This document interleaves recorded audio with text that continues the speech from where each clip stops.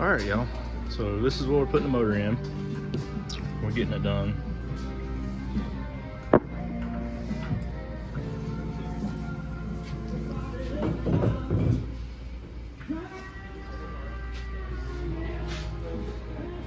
Hey Garrett, you having fun yet? Get a Honda, don't get a Ford. I had to go to a soccer game for a little bit, which y'all see that video, and I come back and the motor's still in this thing. I'm so confused right now. Like, why ain't you got this thing out yet? So look, I had to take my paid hour of lunch. Paid hour lunch? Who paying you? McKenna, you paying him? I don't have any money. Me neither.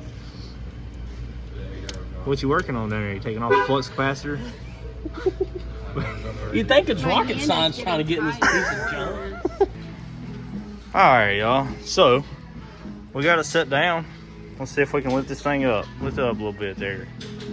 Okay, Rock. Go ahead. Hold on a second. So, you know, this is why you got to pay attention, y'all.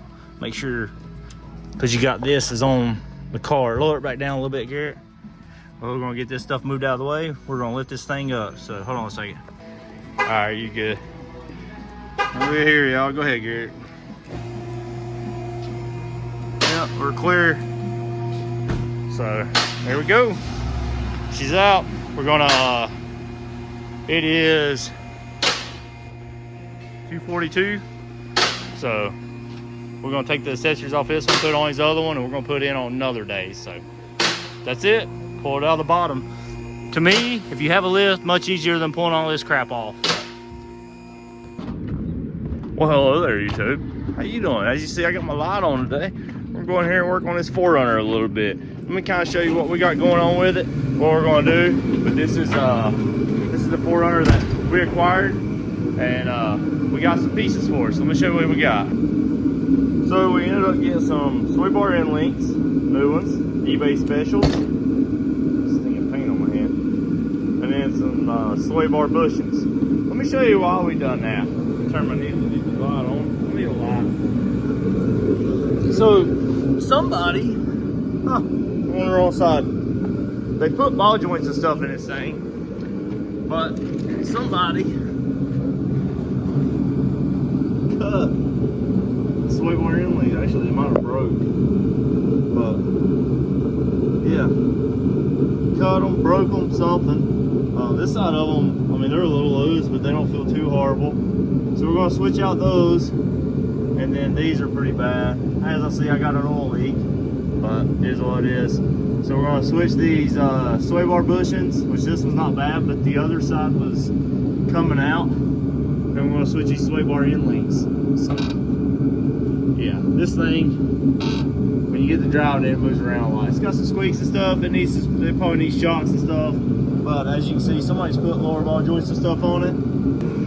But I want to get this thing running. I say running, I want to get it driving so I can start driving this thing. I've been driving the Supra as my daily, the white car. So we're going to get these sway bar end links on, and we're going to take it for a drive and see how it does. The fluid flush helped a little bit. I say flush, the fluid and filter change helped some. But it seems to shift in all the gears. I did drive it up the road. Shifts on all the gears, goes in good. It slacks a little bit going into first and going into reverse, but it just kind of like it's delayed, like click it in and then it takes a second or two for it to go in. But it is what it is. We got a really good deal on this thing. I did fix my positive cable. This hook cable that's fitting the terminal is messed up, so I put another one of those on. But let's get these sway bar end links on and see how it does. All right, we got the sway bar end links on. I'll show you that in a minute, but look at here. So that is, yeah, that's the guy that owns the car. He come and got it. We got the sway bar end links on this. I'll show you those right fast. I'll leave one. Where did I lay them? Oh, here's the sway bar bushing that was in it. So that was a sway bar bushing that was in it on one side. And then I gotta find it. Where did I do it? Here's one of them. I think Chris had it, so I couldn't find it. But this is what they call the Bluetooth. It's a Bluetooth sway bar end link. So yeah, So anyway, we got that put on. We're gonna take this thing for a drive, see how it see how it does, and go from there. All right, y'all. So we figured out what's going on with the 4runner, or I did anyway. So I'm gonna show you this and go from there. This thing's actually pretty clean underneath, as far as no rust or anything. But for some reason, this thing rusted out right here. So we're gonna have to plate this. Get it up there and plate it is what I'm gonna do. I'll just build me some plates here, some cleats, and weld it up. But this is your lower arm for your rear end. So when you go in a turn, that's why it felt like it did. It's like I noticed when I turned, it felt like something was just giving way. And that's what it is. So it's rusted all the way across. So we'll go in and I'll put a plate here and a plate here, and I'll probably take this tank down, put plates on the backside. That'll be a project for another day. Put a plate back here, of course. So we'll plate it here, plate it right here, put a little plate right here, L bracket plate or something right here, plate it here, and on the backside we'll run a plate all the way across. And after we do that, it'll be good to go. But we can't drive it until we get that done. It is what it is. I don't know how the hell it didn't break while we were playing in the snow in it, but it is what it is.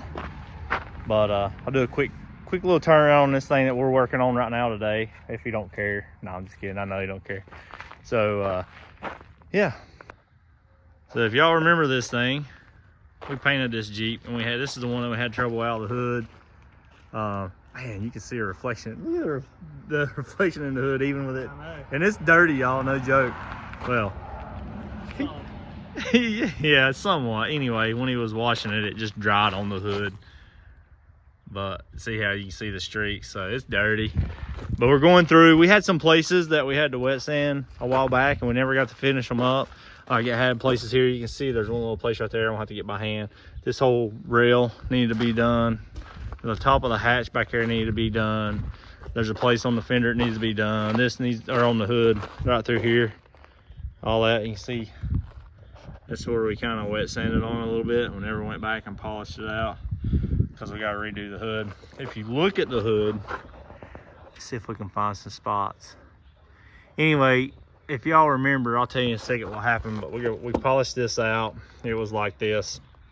Polished this out, we're gonna do that.